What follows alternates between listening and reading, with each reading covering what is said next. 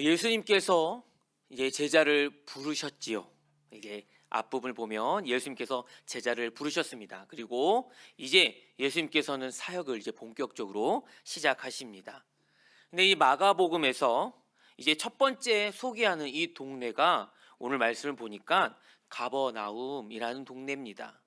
이 가버나움 동네는 갈릴리 호수, 또 갈릴리 바닷가라고 하는데, 그 갈릴리 호수 그 주변에 위치한 어떤 항구, 도시 중 하나입니다. 자, 이런 갈릴리 호수에 있는 가버나움 동네를 예수님께서 제자들과 함께 방문했습니다. 근데 그때의 시간이 또 장소가 오늘 성경에 나왔는데, 시간은 안식일이라 했고 그 장소는 회당에서 벌어진 일이었습니다. 안식일은 유대인들의 시간에 따르면 한 주간의 그 마지막 날, 그 토요일을 얘기하는데, 금요일 해질 때부터 토요일 해 질 때까지 이렇게 안식일이 지켜집니다. 이 안식하다는 것은 중지하고 행동을 멈춘다는 뜻이 있죠. 그럼 무엇을 하냐라는 것이죠. 하나님의 은혜로 구원받은 언약 백성의 정체성을 확인하는 날이고, 또 하나님의 거룩한 명령에 또 순종하는 신앙의 활동들을 하는 날이 바로 안식일인 것이죠. 오늘 저와 여러분이 우리가 이 거룩한 날을 기억하면서 주의를 지킵니다. 오늘 하나님의 그 은혜로 구원받은 언약 백성의 그 정체성을 우리가 다시 한번 기억하셨습니까? 또 그 거룩한 명령에 순종하는 그 신앙의 활동을 오늘 하셨습니까? 그렇다면 오늘 우리 모두는 정말 하나님 입장에서 봤을 때는 최고 만점인 것이죠. 그것을 일로 여기지 않고 정말 기쁨으로, 그 기쁨의 감격으로 누리는 것이 바로 그 안식일에 드려지는 예배가 아닌가 생각이 되어집니다. 자, 회당이 나옵니다. 이 회당은 유대인들의 집회 모임 장소입니다. 여기서 마찬가지로 안식일에 예배를 드리기도 하고요, 때로는 자녀 교육과 재판이 일어나기도 합니다. 근데 가장 또 큰 것은 구약 성경을 가르치는 곳이기도 합니다. 당시 예수님이 사역하시던 그때에 랍비들은 그 자신의 스승들의 가르침에 대해서 잘 듣고 그 가르침에 대해서 인용을 하면서 설교를 했습니다. 그런데요, 예수님은 달랐습니다. 예수님은 성경을 직접 가르치시는 거예요. 성경을 직접 해석하시면서 가르쳤다라고 기록하고 있어요. 그래서 그의 교훈에 너무나 놀랍다라고 한 것이죠. 당시 랍비들은 누구누구 선생에 의해 선생님이 알려주셨는데 구약성경 이러이러했습니다라고 했는데, 아니 이 예수라는 사람은 직접적으로 그 구약 성경이 어떠한 것인지를 분명히 얘기해주고, 그것이 하나님의 그 권위 아래 그 설교를 했다라는 것이죠.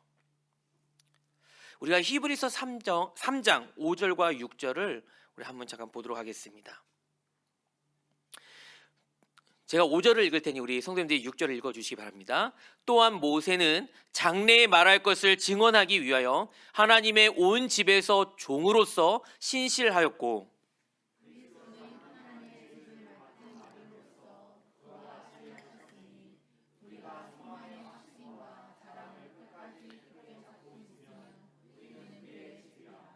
아멘. 그렇습니다. 모세와 예수를 비교해 놓고 있습니다. 모세는 하나님의 종으로서 당시 출애굽의 지도자였지만, 이제 예수는 하나님의 종이 아니라 하나님의 집을 맡은 누구입니까? 아들로서 출애굽의 지도자, 새 출애굽의 지도자로서 보여지고 있다는 것이죠. 그러니 모세와 예수가 동등합니까? 아닙니다. 모세보다 크신 예수 그리스도를 이 히브리서 기자는 말씀하고 있는 것이죠. 자, 이처럼 우리가 계속해서 이 새 출애굽에 대한 이 인식을 계속해서 지금 해 나가고 있는데요. 역시 마찬가지로 예수는 그 말씀을 전하는 것부터 결국 그 모세보다 크신 하나님의 그 아들로서 그 성경을 가르치고 있다. 즉 새 출애굽의 그 지도자로서의 역할이 지금 시작되었다는 것을 보여주고 있습니다. 자, 그런데요. 23절에 마침 그냥 그리고 그곳에 회당에 더러운 귀신 들린 사람이 있었다라고 기록합니다. 더러운 귀신 들린 사람. 이 사람은 그냥 더러운 영에 속한 사람입니다. 근데 이 더러운 영은 하나님과 교통하지 못하도록 만드는 영이에요. 즉 하나님과 하나님의 백성 사이에 또는 하나님과 아직 거듭나지 못한 사람 그 사이에 하나님과 교통하지 못하도록 막는 영, 이것이 바로 사단의 속성이죠. 그 사단의 속성에 있는 더러운 영에 사로잡혔다라는 이야기입니다. 이 더러운 영에 사로잡혔다라는 이야기는 하나님의 법을 떠나서 반역하는 상태에 있는 사람, 또 하나님의 나라가 임하지 못하도록 가로막혀 있는 상태를 얘기하는 것이죠. 아직 그 구원의 은혜를 경험해 보지 못한 아직 그 못한 상태에 이른 사람, 그 사람들이 더러운 영에 속한 사람이란 것이죠.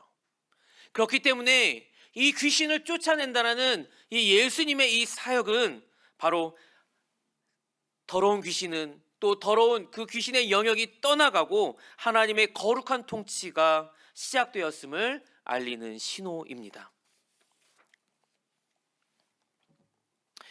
우리 24절을 한번 보도록 하겠습니다. 24절에 나사렛 예수여 우리가 당신과 무슨 상관이 있나이까? 우리를 멸하러 왔나이까? 나는 당신이 누구인 줄 아노니 하나님의 거룩한 자니이다 라고 했습니다. 지금 이 상황이 어떤 상황인가 하면은 예수님과 귀신이 대치하고 있는 상황입니다. 그냥 뭐 서로 주고받는 그냥 간단한 대화가 아닙니다.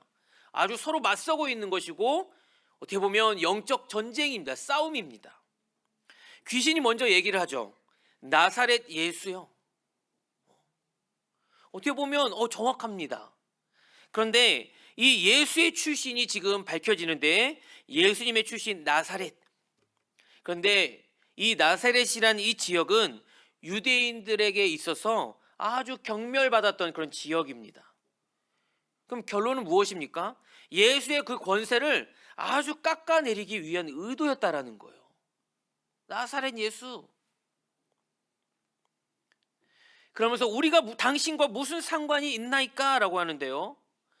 조금 이 헬라어 번역을 좀 직접적으로 이렇게 얘기를 하면 무엇이 우리에게 그리고 당신에게 뭐 어쩔 거라냐는 거죠. 우리 흔히들 지금 젊은 친구들이 뭐 어쩔 TV 저쩔 TV 막 이러는데요. 예, 우리 알아듣지도 못할 그런 얘기지만 그게 뭐 어쩌다라는 거냐 이거예요. 즉 낮은 지위에 있는 사람에게 그냥 막 던지는 얘기입니다. 그리고 오히려 그 질문을 받는 사람에게 책임을 떠넘기게 되는 것이죠. 그래서 어쩔 건데 이어지는 말이 우리를 멸하러 왔나이까? 그냥 한국어 성경을 번역을 보면 되게 상당히 막 존대하는 것처럼 그렇게 느껴지지만 아니에요. 우리를 멸망시키러 오셨나? 뭐 이런 거예요. 지금 이 귀신은 아주 얄밉고 아주 경멸의 이 태도를 보이면서 예수의 그 권위를 어떻게 하고 있느냐? 아주 깎아내리고 있는 거예요. 그런데 그 당시에 정말로 메시아가 오기를 아주 고대했던 그 당시에 악한 영을 멸망시키러 오리라는 그 메시아가 올 거라는 그 기대감으로 가득 찼던 시기였죠. 언제 우리를 구원할 메시아가 올 것인가? 결국 그 메시아는 죄와 사망의 그늘에서 고통당하는 백성들을 구원하실 그 분인데 언제쯤 오려나? 라고 그 유대인들은 기다리고 있었습니다. 근데 실제로는 여기 나온 이 귀신들은 어떻습니까? 이 사실을 너무나도 누구보다도 잘 알고 있었던 것이죠. 상황이 급변하게 또 급변합니다. 급변하는데요.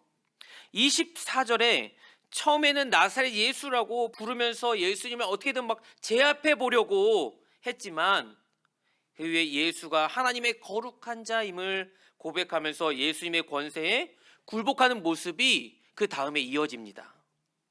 하나님의 거룩함인 무엇입니까? 바로 하나님의 성품입니다. 즉 아버지와 아들로서 하나님과 그 예수의 그 특별한 관계를 우리에게 알려주는 것이죠. 훗날 초대교회에서도 부활하신 예수 그리스도를 거룩하신 자라고 말을 했는데 이것이 바로 예수님께서 메시아 되심을 고백하는 말입니다. 자, 이제 예수님께서 가만히 있으셨습니까? 절대로 그렇지 않습니다. 이제 예수님의 공격이 이제 시작됩니다. 25절에 보니까 예수께서 꾸짖어 이르시되 잠잠하고 그 사람에게서 나오라 하시니라고 했습니다. 꾸짖었습니다. 아주 서리빨이 서도록 호통을 쳤습니다. 아주 준엄하고 아주 매서운 그 기운으로 호통을 친 것이죠. 그냥 좀 나올래가 아니죠. 잠잠하고 그 사람에게서 나오라라고 호통을 쳤습니다. 잠잠하다는 건 무엇이냐면 말을 막아버리는 것입니다.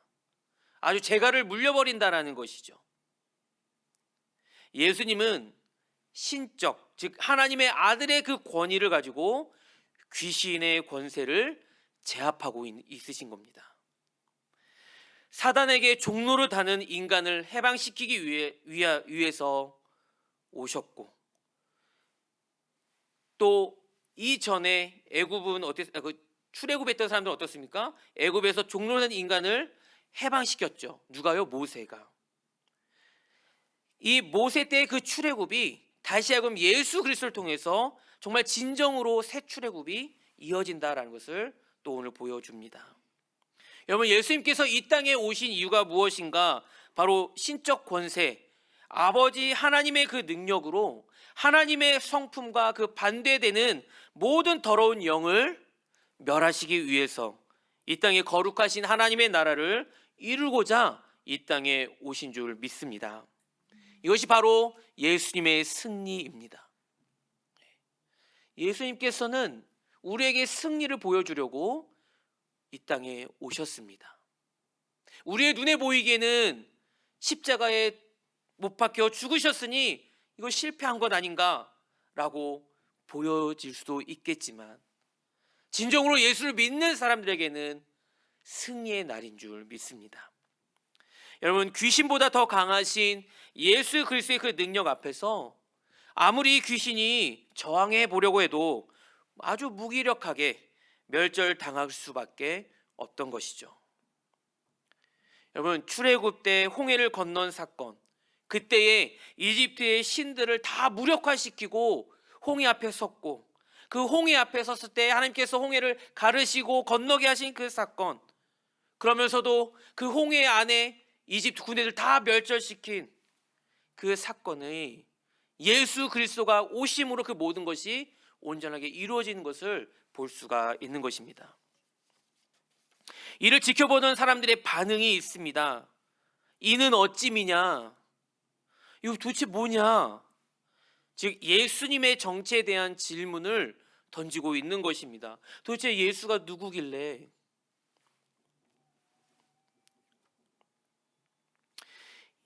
예수의 정체는 바로 앞에 보였던 예수의 권세가 바로 하늘로부터 내려왔다는 것입니다. 즉 하나님의 아들로서 존재하시는 그 예수 그리스도가 이 땅에 왔다는 것을 이제 우리는 알아갈 수 있는 것이죠. 자, 우리 한번 28절 한번 보도록 하겠습니다. 28절에 예수의 소문이 곧 온 갈릴리 사방에 퍼지더라라고 했습니다. 예수의 소문이 곧 온 갈릴리 사방에 퍼진다는 얘기는 예수님의 승리가 가져온 결과를 얘기하고 있는 것입니다. 예수님의 승리가 가져온 결과, 귀신이 떠나갔다는 것이죠. 더러운 영의 세력이 사라졌습니다. 동시에 소문도 막 퍼져나갔는데 이것은 하나님의 나라가 확장된다라는 얘기죠. 예수님께서는 사단의 어두운 세력을 멸하시고 이제 그 땅에 빛의 나라를 가져오시는 분이 바로 예수 그리스도입니다. 저희 유초동부 친구들이 어제 이제 성경학교를 했죠. 근데 성경학교 마지막 그 코너가 무엇이냐면 가나안 땅 정복입니다. 7 족속을 멸절시키는 건데요. 그 아이들이 이제 선생님들이 이제 여기다 이제 각 7 족속을 다 붙이고 이제 네모 안으로 들어갑니다. 그럼 아이들이 공으로 던져서 이렇게 맞춰서 그 가나안 족속을 한 명 하나씩 이제 멸절시키는 건데요. 아이들이 그냥 이렇게 그냥 던지지 않았습니다. 선생님이지만 일단 선생님을 보지 않아요. 뭐 히위 하면서 막 세게 막 던지는데, 네, 그렇게 해야 멸절된다라는 것이죠. 여러분, 그렇게 되면 어떻게 됩니까? 다 그 7 족속이 다 멸절되었을 때 그 땅에 누가 들어갑니까? 우리가 들어가지만 실제로 그 통치는 결국 하나님께서 통치하는 나라가 된다라는 것입니다. 마찬가지로 예수님께서 귀신을 떠나가게 한 이 사건은 바로 예수님이 이제 그곳에 진정한 왕으로 오셨다라는 이야기가 되는 것이죠. 자, 이제 새로운 상황이 또 한번 펼쳐집니다. 이번에는 육체의 질병입니다. 앞에서는 귀신으로 인해서 고통받는 어떻게 보면 영적 부분이지만 이번에는 육체적인 질병입니다. 시몬의 장모, 즉 베드로의 장모가 열병으로 누워 있었다라고 합니다. 열병으로 앓아 누워 있었고, 근데 그 열병이 오랜 시간을 계속해서 누워서 그 열병과 씨름하고 있었다라는 것이 그 상황입니다. 예수님께서 자발적으로 그녀에게 가까이 가서 손을 잡아서 일으켰습니다. 손을 잡아서 일으킨다는 이 행동은 바로 병을 고치는 행위였습니다. 여러분, 고친다라는 의미가 무슨 의미겠습니까? 고침으로 말미암아 새로운 생명을 불어넣는다라는 의미입니다. 이제는 그 새로운 생명으로 인해서 새로운 삶을 살게 된다라는 그 놀라운 은혜입니다. 이것이 바로 구원이죠. 이것이 구원입니다. 여러분, 우리가 육체적으로 고침받는 것이 그 고침으로 끝난 것이 아니라 우리는 그 고침으로 인해서 주님을 맛보게 되는 것이고 주님을 경험하게 되는 것입니다. 저는 이 부분에 대해서 확실한 경험을 한 적이 있습니다. 실은 저희 아버지께서 제가 7살 때에 이제 가망이 없습니다라고 서울대에서 고려대에서 다 포기했습니다. 이제 살 가망이 없으니 이제 집에 가서 이제 죽음을 이제 맞이하십시오라고 이렇게 했습니다. 그런데 중요한 건 무엇이냐? 이제 어머니께서 물론 그 전에도 기도를 많이 하셨겠죠. 근데 그 일주일 동안 어머니는 따로 다른 곳에 가셔서 홀로 그냥 기도하셨습니다. 정말 이제 뭘 잡을 게 없는 거죠. 어떻게 하죠? 이제 아마 그러면서 아마 울면서 기도하셨을 텐데 그 이후에도 어떻게 기도하셨는지는 저도 계속 성장하면서 봐보았습니다. 결론부터 얘기하면 지금 아버님 살아계십니다. 네, 결론부터 얘기하면 아버님 살아계십니다. 그런데 저는 어렸을 때 계속해서 아버님이 돌아가시는 꿈을 계속 꿨었어요. 언제쯤 돌아가실까 걱정이 많이 됐습니다. 왜냐하면 더 이상 수술도 할 수 없을 만큼 몸이 너무 쇠약해져 버렸고 가끔 이렇게 저랑 같이 함께 이렇게 놀다가도 어느새 쓰러지는 모습을 제가 이렇게 본 적이 있거든요. 좀 두려웠습니다. 그런데 건강을 정말 완벽하게 회복하셨어요. 심지어 이렇게 왕자도 있으십니다. 하도 운동을 하셔서 제 몸매하고 너무 다르게 여튼 그런데 제 이야기가 여기서 끝나면, 그러면 이렇게 회복을 허락한 이 사람만 하나님께서 구원하신 것인가? 이건 아닌 것 같습니다. 그러니까 무슨 말이냐면, 저는 분명히 어렸을 때 아버님이 계속 살아계신 것에 대해서는 감사합니다. 너무 감사한 일이죠. 그리고 그것을 지켜보면서 성장했던 그 모든 시기는 살아계신 하나님의 역사인 거구나라는 것을 알 수 있습니다. 그런데 만약 그냥 그때 만약에 돌아가셨다 해도 그때는 많이 슬펐겠죠. 성장하면서 때로는 어두울 수도 있겠죠. 하지만 다시 한번 되돌아보고 좀 성장했을 때 다시 예수님이 어떤 분인가라는 것을 내가 알게 되었을 때는, 혹여 그때에 하나님께서 아버님의 생명을 걷어가실지라도 나는 그래도 감사할 수 있었겠구나 라는 확신이 들었습니다. 어렸을 때는 그게 힘듦일 수 있겠지만, 정말 내가 주님이 어떤 분인지를 안다면, 그래, 하나님께서 다 계획하신 것이고 또 그 안에서 하나님이 분명히 이루신 것들이 있을 거야 라는 것이죠. 실제로 어떻게 보면 그것은 개인의 그냥 구원 때문인 것 같습니다. 실제로는 저희 어머니는 먼저 예수를 믿었지만 예수를 믿지 않으셨었어요. 근데 그 사건으로 인해서 예수를 믿게 된 것이죠. 어떻게 보면 그냥 그 한 사람의 개인 구원 때문에 그냥 긍휼로 인한 그냥 하나님의 고치심이 아니었던가 라는 생각이 듭니다. 사랑하는 성도 여러분, 중요한 것은 그 이후의 삶인 것 같습니다. 분명히 아버님은 그 이후의 삶이 완전히 달라졌어요. 정말 예수밖에 없는 것처럼 삶을 사셨거든요. 누가 보면 막 목사님인 것처럼 그냥 막 띠를 들면서 전도하러 나가시고. 그런데 그것이 당연한 것 같습니다. 오늘 열병이 치유받은 여자, 이 베드로의 장모의 삶의 변화가 어떠냐면 수종드니라라고 했습니다. 근데 그때 그냥 한 번의 그냥 수종됨이 아니라, 지금 내가 치유받아서 지금 너무 기뻐서 그 한 번 치유한 그 한 번의 수종됨이 아니라, 이것이 좀 이렇게 미완료형으로 나타나거든요. 열병이 치유받은 이후 계속 줄곧 쭉 예수님의 일행에게 식사를 대접하거나 또 여러 번 그 보살피는 일들을 하게 됩니다. 이것이 정말로 구원받은 사람의 그 이후에 나타나는 변화 아니겠습니까? 바로 그 섬김은 내가 그 구원, 은혜를 받았다는 그런 외적인 증거이기 때문입니다. 사랑하는 성도 여러분, 우리 안에는요 육체적으로 영적으로 아픈 분들이 있습니다. 우리가 그것을 다 헤아릴 수 없지요. 하나님의 그 계획 안에 있습니다.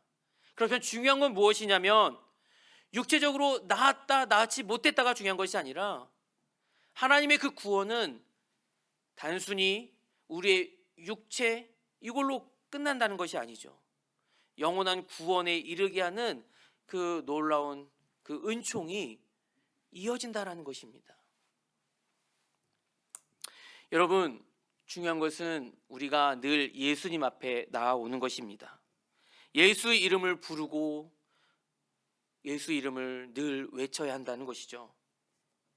이제 말씀을 맺습니다. 예수님께서 회당에 가르치신 이 모든 것, 하나님의 아들로서 모세보다 권위 있는 분으로서 그 새 출애굽의 지도자가 되시고, 또 귀신을 쫓아내는 이 기적은 예수님 그리고 사단과 이 전쟁에서 승리하신 사건입니다. 이제는 사단에게서 종노릇하는 인간을 해방시키는 그 분으로서 새 출애굽을 지도하시는 분입니다. 병고침은 새로운 생명을 불어넣으시고 우리의 삶을 새롭게 하시는 그 구원을 보여주고 있죠. 여러분, 하나님의 백성이라고 자부했던 유대인들, 그 회당에 모였던 사람들, 근데 회당에 모였는데 그 안에서 귀신 들려 있는 사람이 있을 줄 누가 알았겠습니까? 사단의 권세에 눌려 있을 줄 누가 알았겠습니까? 하나님과 그 소통하는 데 있어서, 교통하는 데 있어서 방해받고 있는 사람이 있을 줄 누가 알았겠습니까? 우리도, 저와 여러분도 많이 아픕니다. 때로는 우리에게 육체 질병이 찾아오기도 하고, 때로는 우리가 뜻하지 못하게 심한 스트레스로 오는 그런 압박이 올 때의 그런 상황도 있을 수 있습니다. 그래서 우리는 새 출애굽을 이끌어 가시는 예수님이 필요합니다. 여러분, 신음하십시오. 구원해 주십시오. 살려 주십시오라고 우리는 예수님께 날마다 나아가야 하는 그런 연약한 사람들입니다. 예수님은 우리를 너무 잘 아십니다. 긍휼히 여겨주시는 분이십니다. 나오는 그 모든 사람을 고쳐주시고 싸매주시는 분이 예수님인 줄 믿습니다. 그분께로 나아가기를 원합니다. 그리고 정말로 그분의 은혜로 인해서 우리는 감사하고 또 그분의 말씀에 순종하고 섬김의 모습으로 나아가야 합니다. 얼마나 기쁜 나머지 계속 섬겼겠습니까? 우리의 마음이 변하지 않기를 주님의 이름으로 축복합니다. 몸과 영혼의 구원이 누구에게 있습니까?